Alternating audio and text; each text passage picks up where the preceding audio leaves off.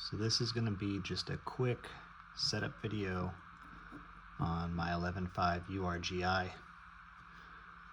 The whole reason I went with this upper is because it's conservatively gassed, and I can appreciate that when I shoot suppressed or just shooting a lot in general and not using super weak ammo, which we'll get to ammo later in the video. But I went with this over the Super Duty because it already comes with the Surefire muzzle device for my RC2 Mini.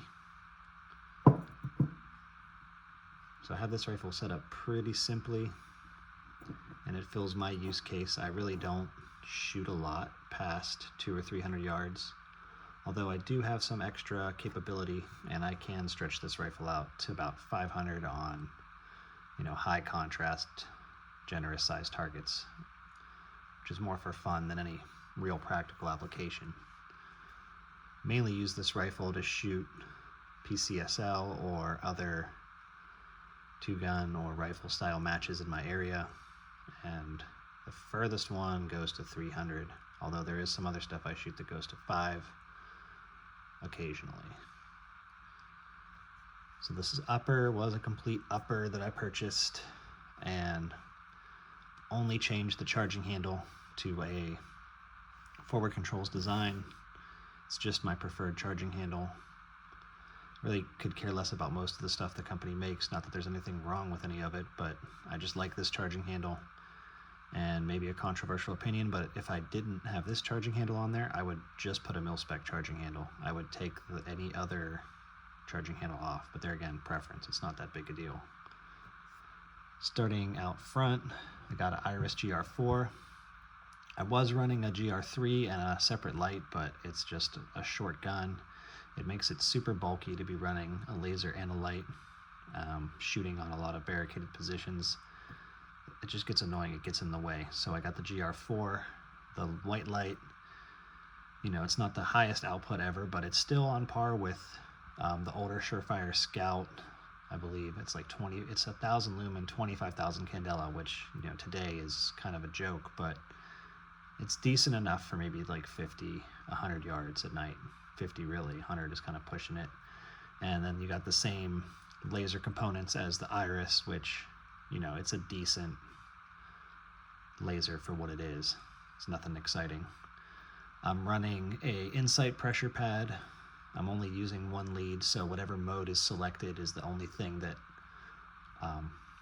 it will use. So if I actually switch it off of the mode it's on now, which it's on white light and laser, I won't have any possibility of turning on the white light and NDing it. Not that that's really a thing for me, but it's just, I didn't like the switch it came with. I really don't like that long 3-button switch. I like to keep it simple. Right now it's set for white light and laser, so if I push on this, that's what I get. If I click over 2, it's dual high, and then I get, the infrared laser and illuminator.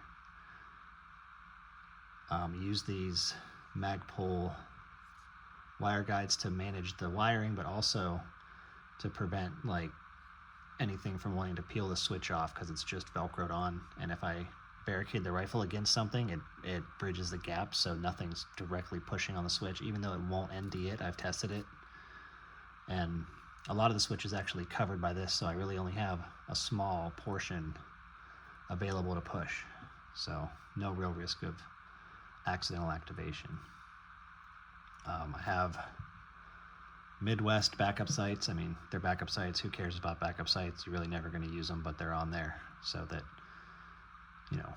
nobody can make fun of me for not having them, I guess.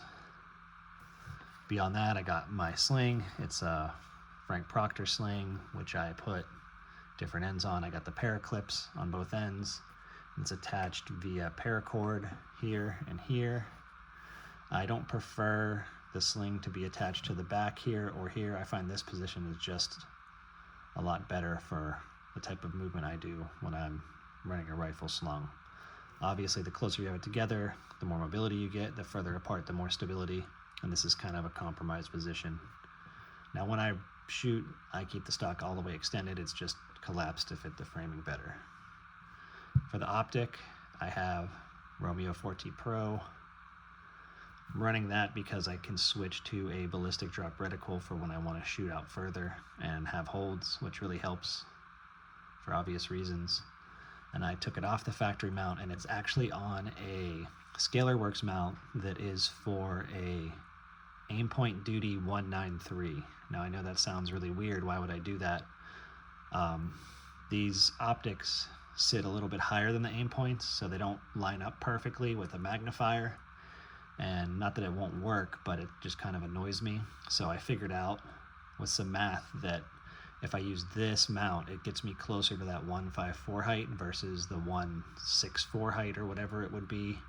You know, I have calipers, I'm not measuring it perfectly, but it's about 0.1 of an inch or like 2.5 millimeters or something like that it's higher. So this gets me back down. And for the magnifier, I'm running a EOTech G45, and I'm running it on a Trijicon mount. I've had to open up a hole in the mount to get the lug. I'm not going to move the gun now, but to get the lug to fit through. I lied, I'll move it. To get the lug to fit through, I just open that up with a Dremel. It looks like crap, but the lug doesn't really do anything on the factory magnifier. It's not like it fits in tight and does anything. And then I cut it off because it was interfering with the rear sight, and I didn't need to go back any further. But that offsets it back just far enough that it gets the eye relief where I like it, and it lets me still run the rear sight. And it's out of the way. The latch is out of the way of the charging handle as well. I think that about covers it for the upper. The lower, there's really nothing special about the lower. It's just a mil-spec lower that I SBR'd years ago. It's a Rock River brand. Not that I would necessarily recommend them, but it's never been a problem. Mil-spec parts, other than it's either an ALG or similar, like improved mil-spec trigger. That's preference. I've tried all the other two-stage ones. I don't prefer a two-stage, and I don't have any issue hitting out to distance with this trigger or shooting, you know, getting the splits I need to get closer up. Not that I'm the world's best shooter. The couple things, the other thing I did add is it's a Parker Mountain magwell. I like it better than the, what's the other one that everybody uses, the HRF. I have HRFs. This one's I like better. It's metal. I mean, whatever, it works. Grip is just a A2 grip with the nub removed.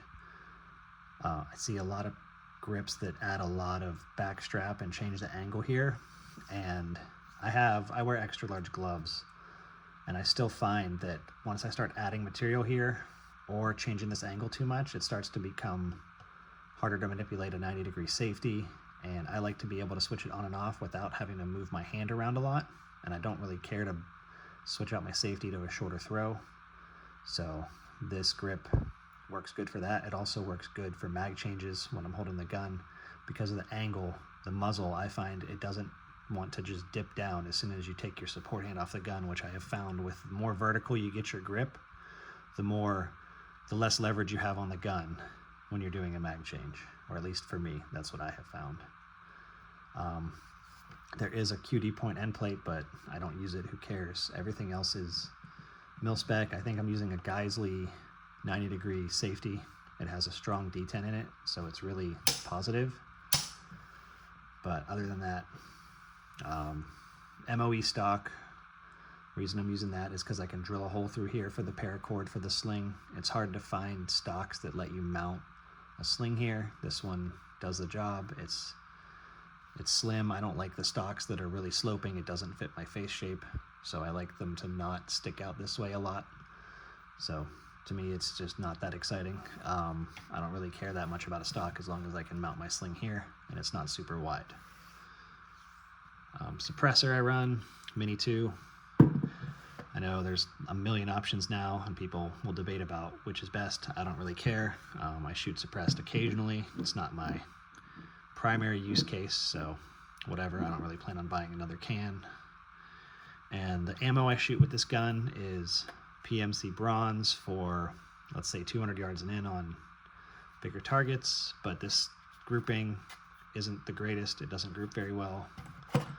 Pretty much all 55 grain bulk, just 3 to 4 inch groups.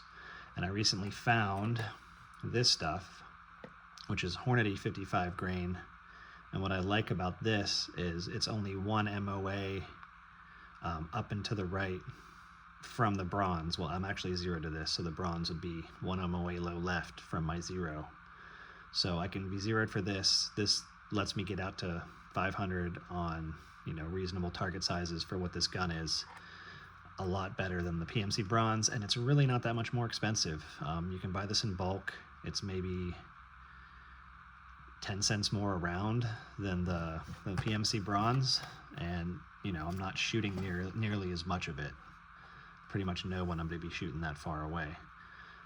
I've messed around with like other ammo, like 77 grain AAC. I bought a bunch of it, but it's really not the greatest ammo, and it's a bigger shift between zeros. If I zero for that and I'm shooting this, it just makes it more annoying. So that's why I've kind of settled on these ammo types. There again, I'm not hunting with the gun. I'm not worried about min-maxing for, you know, defensive use. It's just for fun. So anyway, that's about it. Any questions, put them below.